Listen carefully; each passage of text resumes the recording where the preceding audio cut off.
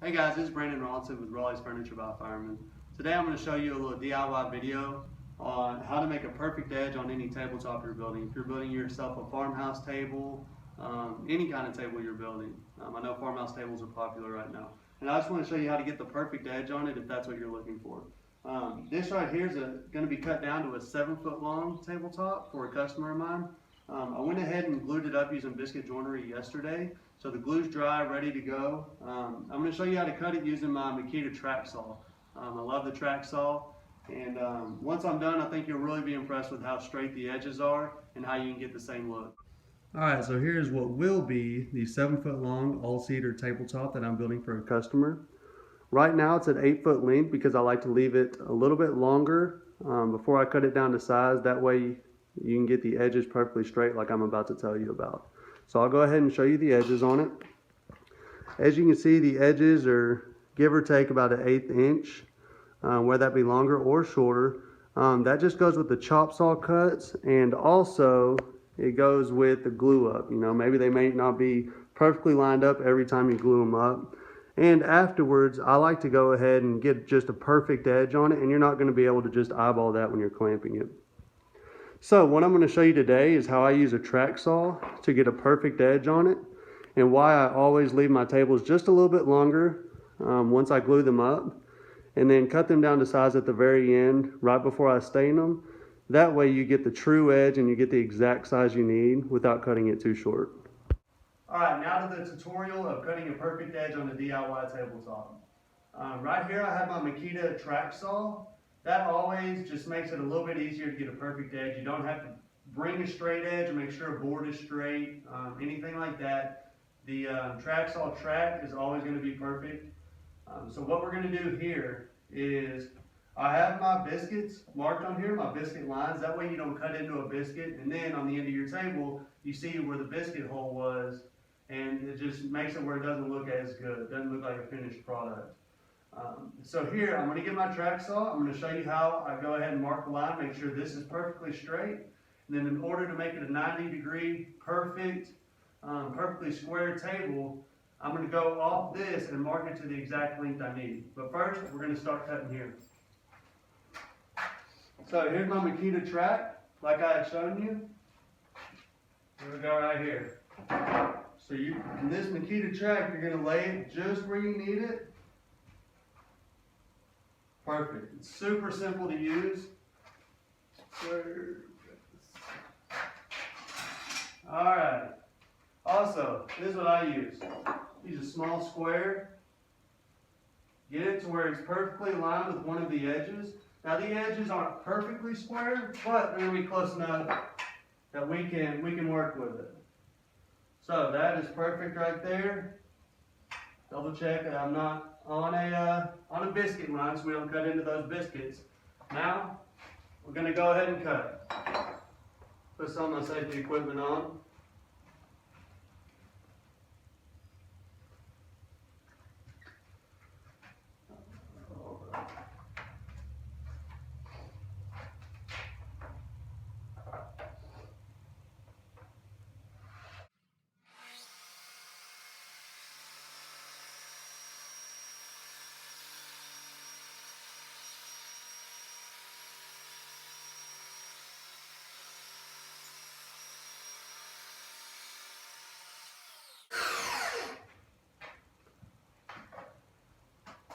Okay, so you saw how easy that was. I love this Makita track saw. Works great every single time. Gives you a perfect cut. Now, since I'm using 4x4 instead of a 2x6, 2x8, something like that, the track saw doesn't have a large enough depth to cut all the way through it.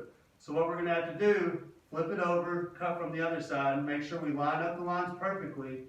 Then we're still going to have a small spot in between the two cuts that we didn't get, and so that way, at that time, I'm going to use a Dremel tool with a flush cut bit on it, and we're just going to go ahead and flush it up. That way, it's a perfect cut. Okay, now to cut it to the final length that we're going to have on the final product, which is 7 foot. Like I said before, we're at 8 foot right now. We're going to cut it down to 7 foot. We already have that end cut to a perfectly straight edge. So what we're going to do now is we're going to measure out exactly to 7 feet, which is what we want as our finished product. we're going to measure it out from the cut we just took. So, go ahead and put it in the cut line you already have. Put it at 7 feet. Go ahead and mark that. Alright, that's exactly 7 feet. I've already done that in the middle and at the other edge. That way you have a line to go to. That way you know that you're at 7 foot from here, here, and on the other side. That way it's a square table. So, we're going to go ahead and take this tape measure out. And we're going to get our track saw and everything ready to cut.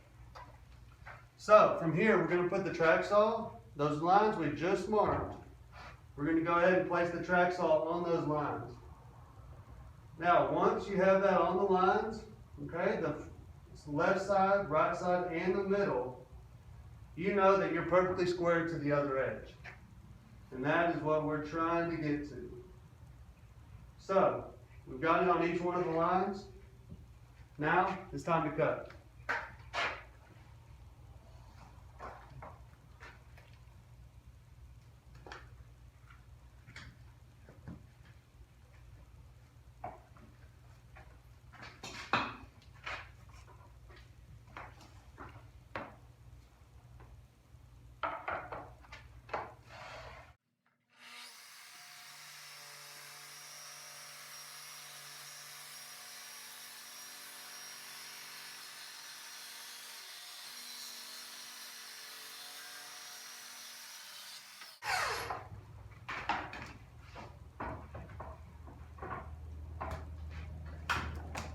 Okay, so let's go ahead and measure and make sure everything's squared up.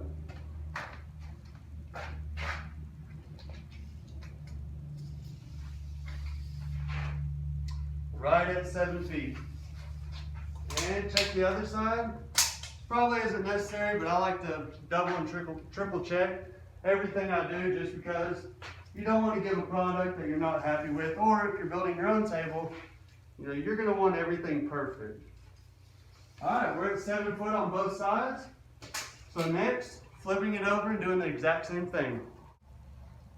Okay, so I have you zoomed in on the cut that we did earlier with the track saw on the other side. I went ahead and flipped this over. I'm going to show you how to mirror this cut onto the other side. That way you're not off, you don't have a step down or anything like that once you make the cut on top. So this is the cut we made previously with the track saw on the top side. So what we're going to do is we're going to get this square. We're going to line it up on the cut.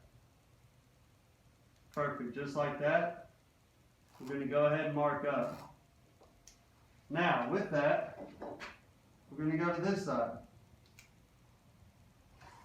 Going to make a line and connect that. That way you have the same cut on top and there's no step down, no chance of step down. We're going to line this line up with this line over here that I'm going to make. Set the track there and make the cut. Okay, as you can see, I went ahead and cut the bottom just like I did on the top using my Makita track saw. So now, like I said before, you see that slight gap in between the two cuts that I made on the top and bottom. So there's a little bit of wood left on there. Now you can use a chisel and hammer if you want to go ahead and get that out, and then you can just sand it down.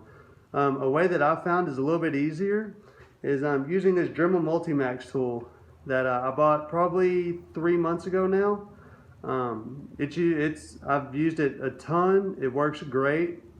It's one of those that you don't use it all the time or on every build, but when you do need it, it's great to have. I'm not sponsored by anyone. I just show the tools that I use and the tools that work well for me. I believe it's around $90, but I bought it around 60 bucks when it was on sale at Home Depot one time. So I'm about to use that and show you how you can cut that flush, and here we go.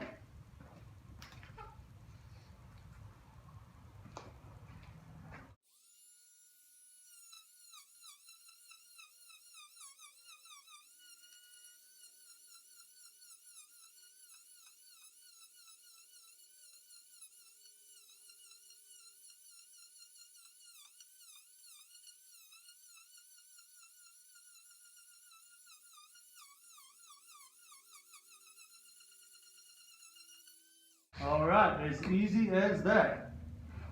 Move this off. And I'll get you a close-up of what it looks like. Okay, so once you use the Dremel tool, it gets you really close. So with just a little bit of sanding, you get an edge just like this. Now there's going to be some spots where it bit just a little bit too hard, which that's going to be fine, because once you stain it and everything like that, that's really going to go away. You won't even be able to notice it. So you get a great edge using it like that.